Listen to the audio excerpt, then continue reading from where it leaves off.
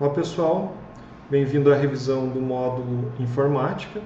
Eu sou o professor Diego e nessa revisão a gente vai tentar abordar os principais tópicos vistos no módulo. Então esse módulo ele foi composto de 4 unidades. A primeira unidade a gente trabalhou com o computador e o software, a segunda entendendo a internet, a terceira o uso da informática na prática pedagógica e a unidade 4 a informática aplicada na educação. Então, na primeira unidade, os objetivos foram apresentar os componentes do computador, seus periféricos e como eles estão interligados. Também conhecer os dois principais tipos de software, que é o sistema operacional e os programas. Bom, o computador ele é composto por vários componentes. A gente vai tentar destacar nesse vídeo os principais componentes. Então, a gente tem no computador os dispositivos de entrada, que seriam aqueles dispositivos que enviam algum tipo de informação para o computador, como por exemplo o teclado, o mouse, o scanner, o webcam, um joystick, entre outros. Essa informação enviada por esses dispositivos, ela é então processada por o computador, transformada numa informação de saída que é apresentada por um dispositivo de saída.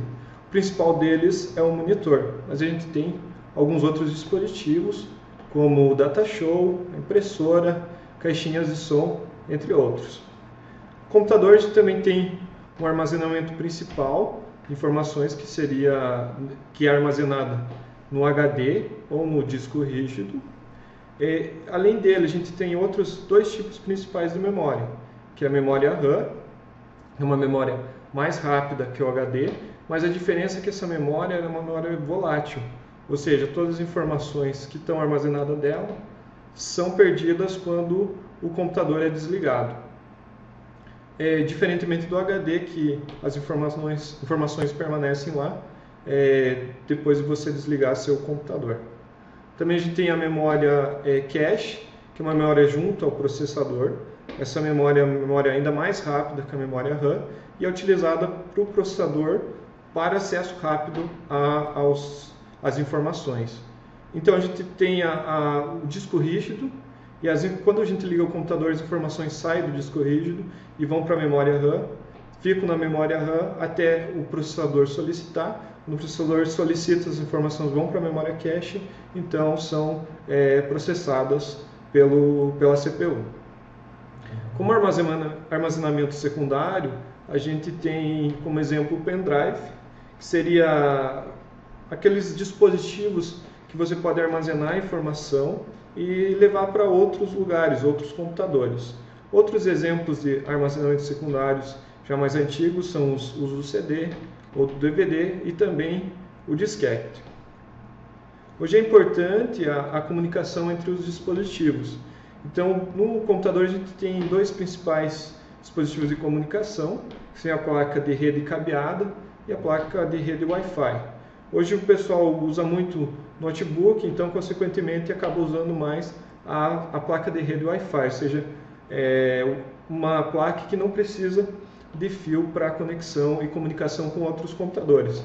A comunicação mais comum que a gente tem através dessa placa é a comunicação com a internet e via a internet a gente consegue comunicar com qualquer outro computador que esteja na rede. Outro exemplo de dispositivo de comunicação é os dispositivos Bluetooth. Eles permitem a conexão de dispositivos no espaço curto. Os exemplos mais utilizados são para mouse e teclado sem fio, para você conectar, por exemplo, seu celular no aparelho de som do teu carro, entre outros exemplos. Você também tem no computador o CPU, que é a unidade de processamento central. Muitos confundem a CPU com o gabinete, mas na verdade a CPU é apenas o processador, ele que faz todas as operações, todos os cálculos necessários para o processamento de uma informação. Bom, a representação dos dados no computador é um pouco diferente do que a gente está acostumado. No computador a gente tem uma representação numérico binário, ou seja, uma representação com 2 dígitos que 0, 1. Esse tipo de representação é mais fácil para trabalhar no sistema eletrônico, porque eu posso considerar 1 como tendo um sinal e 0 como não tendo o sinal. Por exemplo, a letra G, representada no código binário, ela é composta por uma sequência de 8 dígitos 0 e 1. Cada um desses dígitos é chamado de bits. E quando eu tenho 8 bits, eu tenho 1 byte. E aí a gente consegue ter algumas medidas de armazenamento de dados. Como, por exemplo, um byte é 8 bits, 1 kilobyte é 1024 bytes, 1 megabyte 1024 bytes, e assim por diante para gigabytes, terabytes, petabytes e exabytes. Então, na verdade, a gente está dizendo quantos bits, quantos 0 e 1 a gente consegue armazenar em um dispositivo.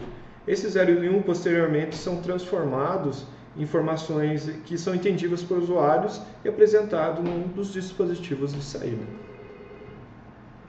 A gente trabalhou também com o sistema operacional e seus aplicativos.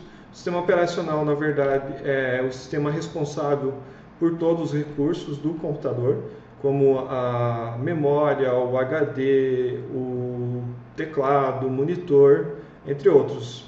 Já os programas, eles têm o objetivo principal de auxiliar os usuários em alguma tarefa específica.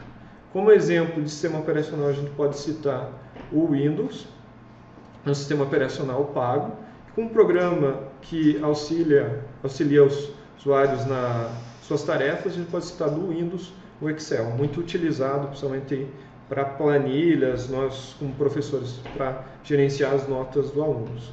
A gente tem também versões free do sistema operacional, no caso uma distribuição do Linux é o Ubuntu, sistema operacional free, e o equivalente ao Excel seria o Calc. Bom, na unidade 2, a gente trabalhou com o tema Entendendo a Internet. Os objetivos principais foram apresentar as formas de conectar seu computador à internet e as maneiras de utilizá-las bem e com segurança. Também aprender sobre os recursos disponíveis na internet. Bom, a internet nada mais é do que uma grande rede de computadores, ou seja, uma rede de computadores em escala mundial. Então, uma rede na qual você pode se comunicar com qualquer pessoa que esteja nessa rede. Por isso que a gente consegue comunicar, por exemplo, aqui de Guarapuava com uma pessoa que está lá no Japão, porque elas estão dentro da mesma rede. E muitos pensam que essa comunicação é feita via satélite ou até mesmo por onda de rádios. Mas, na verdade, toda essa comunicação da internet é feita por cabos de fibra óptica que atravessam os oceanos. Vocês também podem, se vocês quiserem pesquisar na internet, tem um mapa da onde esses cabos passam pelo oceano para ligar os continentes e a gente conseguir essa comunicação. Por que a gente usa cabo? Porque é muito mais rápido e também é mais barato que usar o satélite. Hoje as velocidades de internet via satélite são muito lentas e a gente tem problemas de conexão. A gente tem várias formas de se conectar na internet. A primeira delas foi a internet discada. Então a gente precisava de uma linha telefônica. Por meio do computador a gente discava para um provedor e aí a gente tinha acesso na internet. Essa internet era bastante lenta e também tinha o problema de que a linha telefônica não podia ser usada enquanto alguém utilizasse a internet. Aí surgiu a DSL, que na época era 5 vezes mais rápida que a internet discada, e eu poderia ao mesmo tempo utilizar o telefone e a internet. A gente também tem a conexão via cabo. Uma das empresas que fornece esse tipo de conexão é a NET. Ou seja, eu não dependo mais de uma linha telefônica para se conectar na internet. E também eu consigo atingir velocidades de conexão mais altas. Outros exemplos são conexão via rádio, a conexão 3G, bastante utilizada pelos celulares e também por alguns computadores pelo modem 3G, e a via satélite, que você consegue se conectar com a internet de qualquer lugar do planeta. Porém, ainda ela é bem lenta, não chega nem a 1 mega de velocidade e é uma internet bem cara também. Bom, a internet é uma grande rede de computadores e alguns desses computadores eles se comportam como servidores, ou seja, eles fornecem conteúdos a outros computadores. Só que aí eu preciso de uma forma de identificar cada computador nessa rede. Isso é feito através de um endereço de IP, um número que identifica, um número único que identifica cada máquina na rede. Só que para a gente acessar essas outras máquinas, principalmente o servidor que fornece conteúdo, fica difícil da gente memorizar esses números. E aí a gente tem então o que é chamado de domínio no lugar do número. Por exemplo, o www.unicentro.br é um domínio que é transformado num endereço de IP que é uma máquina dos servidores da Unicentro que fornece o conteúdo da página principal da Unicentro. E aí, a partir dos domínios, para acessar os conteúdos, a gente tem as URL, que seria Uniform Resource Locator, que é composto de um tipo de conexão. Os principais são o HTTP e o HTTPS. O HTTPS, o S diz respeito a seguro, ou seja, uma conexão seguro. O nome do domínio, como por exemplo, o www.unicentro.br, seguido do nome do recurso que você quer acessar. Por exemplo, se eu quero as informações do vestibular da Unicentro, eu acesso www.unicentro.br/vestibular. Se eu quiser acessar o Moodle, eu troco o vestibular pelo Moodle. E assim eu tenho uma URL para acessar as informações.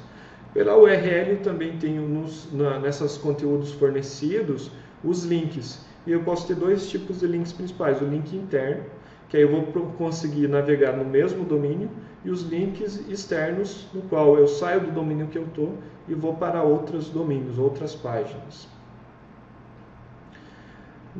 No módulo a gente trabalhou também com alguns navegadores dos seus recursos, só vou lembrar os principais, que seriam o Chrome, o Firefox, e vi alguns conceitos do Opera, Safari e também Internet Explorer. Particularmente prefiro mais utilizar o Chrome por ser mais rápido e leve e ter alguns recursos a mais que os outros não têm, mas cada um fica à escolha do que usar. Só que quando a gente usa a internet, a gente se preocupar com alguns tipos de segurança. Hoje na internet a gente tem o que é chamado de pragas virtuais, que na verdade todos se resumem ao nome de vírus, ou seja, pela internet eu tenho uma grande disseminação de vírus. Mas o que são os vírus? Os vírus na verdade são programas e computadores que vão invadir sua máquina e podem roubar algum tipo de informação da tua máquina e também deletar alguns arquivos ou corromper seu sistema operacional, fazer com que seu computador não ligue mais, entre outros tipos de problemas que ele pode ocasionar. E eu tenho dois tipos principais de ataques, que seria a invasão, ou seja, uma pessoa mal intencionada consegue, através de um vírus, invadir tua máquina, acessar teus arquivos e também comandar seu computador. E outro tipo de ataque é através da captura. A parte de captura acontece muito quando a gente acessa redes públicas para acessar a internet, como a rede de um bar, de um restaurante, entre outros. Se você estiver acessando essa rede, outras pessoas também vão estar acessando. Se tiver uma pessoa mal intencionada, ela consegue capturar todas as informações que estão trafegando na rede. E se são informações importantes, ela pode fazer aí o uso dessas informações para coisas não legais. Por isso é importante, quando você está numa rede pública, não acessar o Bankline, não fazer compras em comércio eletrônico, porque você pode acabar tendo suas informações de cartão de crédito e conta roubadas. Tem alguns vetores de disseminação dos vírus, principalmente na internet. Exemplos são os anexos de e-mail, os cracks. Para quem aí baixa bastante software pirata, podem vir com bastante vírus, e as falhas no sistema. Então, independente do sistema operacional que você usa, ele geralmente tem alguns bugs que são corrigidos no decorrer do tempo. E aí a empresa que corrige esses bugs, a empresa responsável pelo sistema operacional, ela coloca essas informações na página dela e também coloca atualizações para você baixar e corrigir esses problemas. Só que muitas pessoas acabam não atualizando seu sistema operacional e pessoas mal intencionadas vão justamente explorar essas falhas de segurança para conseguir invadir as máquinas e capturar as informações que elas queiram. Alguns exemplos de vírus são o I Love You, que requeria a abertura de um anexo e aí ele conseguia copiar todos os seus destinatários de um programa de e-mail. Também tem um vírus Melissa, que infectava o seu computador e desligava ele após algum tempo. O vírus CIH, que também entrava no seu computador e após alguns dias ele começava a deletar os arquivos. Então são só alguns exemplos de vírus. O que a gente precisa entender é que os vírus são de natureza dos sistemas computacionais. Mas para que eles afetem esse computador, eles requerem uma cooperação do usuário, que são desde abrir anexos, executar programas não confiáveis, usar pirataria e principalmente a despreocupação com a atualização dos softwares. Como que a gente vai se proteger desses vírus, somente no uso aí da internet? É manter o sistema operacional, assim como os programas, sempre atualizados, gerenciar nossas senhas corretamente, ou seja, não usar nomes padrões para senhas, como nome ou letras já conhecidas, as senhas são fáceis de serem quebradas. O antivírus é um software essencial, então você deve usar antivírus e, além disso, manter ele atualizado, principalmente para usuários do Windows. O que a gente não tem tanto problema, tanto no Linux quanto no Mac com vírus, mas também acontece. E sempre criticar os e-mails que você recebe. Se tem alguma mensagem com apelo de mensagem, uma grafia mais diferente, já suspeite dessa mensagem que pode ser um vírus. Já na unidade 3, a gente trabalhou com informática na prática pedagógica. A gente abordou alguns temas como o processo de ensino e aprendizagem e o computador como um recurso didático. E a gente identificou alguns problemas no método tradicional de ensino, que são a grande ênfase dada à memorização, a pouca preocupação com o desenvolvimento de habilidades para reflexão, crítica e autocrítica do conhecimento que se aprende, e as ações são muito centradas nos professores, não nos alunos. Então, para usar a informática, a gente tem que antes solucionar esses problemas, mudar um pouco o método tradicional de ensino, para ter um proveito melhor da informática na educação. Ou seja, tem que repensar um pouco mais nossa prática educacional.